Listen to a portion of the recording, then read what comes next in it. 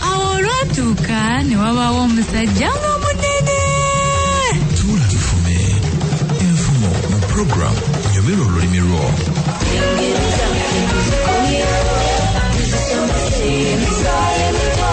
Awo olwatuuka edda ennyo ku kyalo kiringa ente kwaliko omusajja nga ye Ssonko ng'alina mukyala we Zibanja.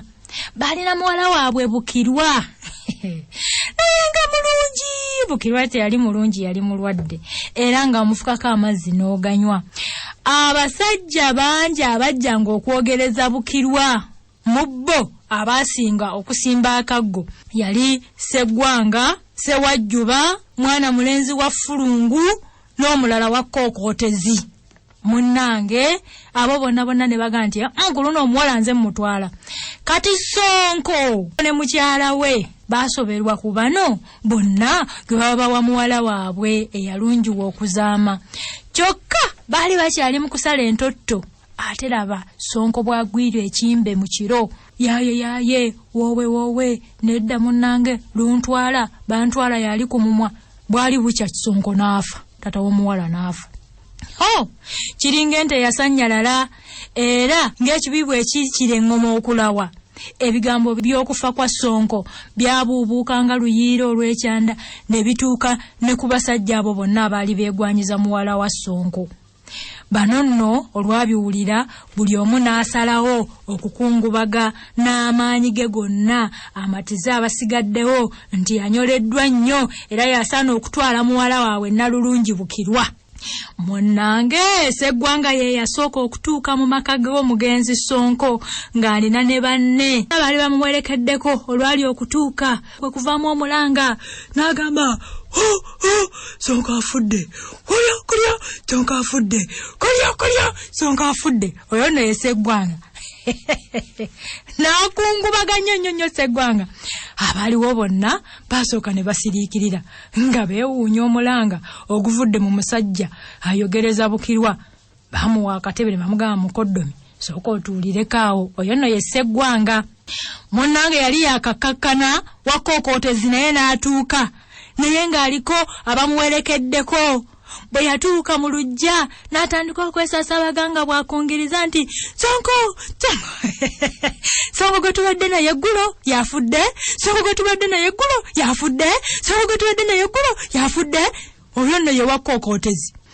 Kaakati abakungubazi abalala naye baamuwa akatebe nga bwe boogera obutonotono n'okwewuunya enkungubaga y'omusajja Wakokotezi ono ayogereza muwala wa waka. Kati nno kino kyali kituuza kubanga baba bali awo. Ate Wattuttuma n'ajja ng'aliko n'aba bamusumika era abaali bamuwerekeddeko bajja basaayirira kubanga obwangu bwe yaliko nga ddala bwa muntu afunye ekyekango. Olwali okutuuka n'alyoka avaamu omulanga nti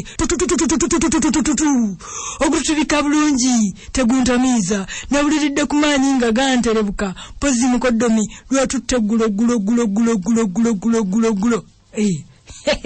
Oyo ye Wakokotezi. Bwatyo bwe yakungubaga. Kati abaaliwo buli omu yatunula ku munne n'abamu ne boogera obwama nti ono omukaana asoboka mutamiivu akaaba byamwenge. Ono ayinza okutwala muwala waffe akaaba ebyomwenge ati liba teriribusa nga lireese mwana mulenzi Waffulungu.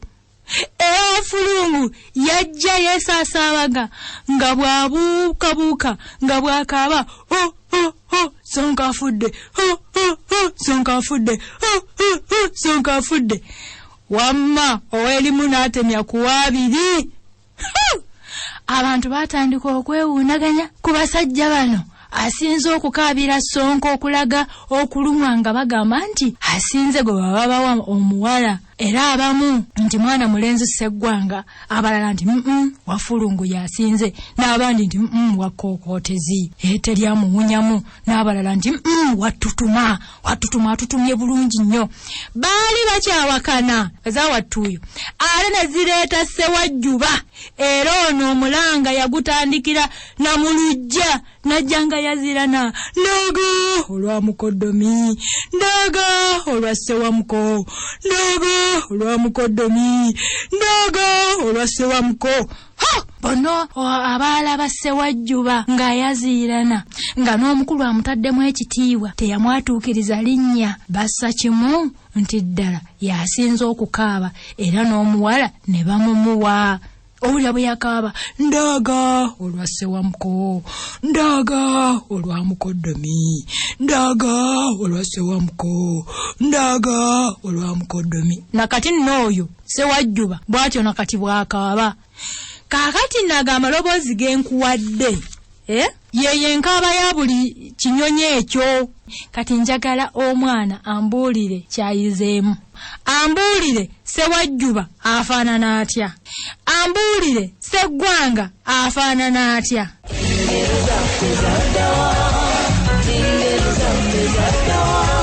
Awo olwatuuka ne wabaawo omusajja ng'omunene.